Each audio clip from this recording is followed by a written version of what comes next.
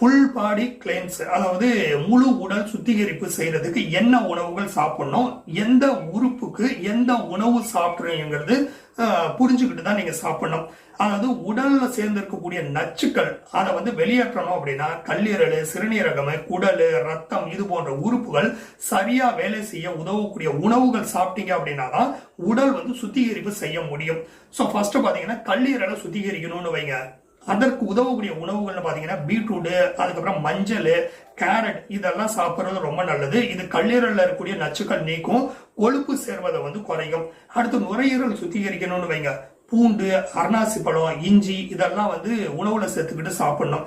இதை சாப்பிட்டீங்கன்னா சளியை குறைக்கும், மூச்சு விடுறது சீராக இருக்குங்க.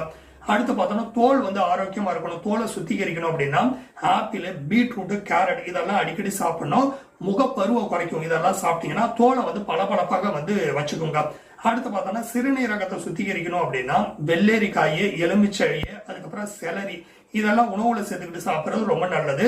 சிறுநீர் நன்றாக வெளியேற்றும். இந்த உணவுகளை சாப்பிட்டீங்கன்னா உடல்ல நீர் சமநிலையை சரியாக வச்சுக்கும்.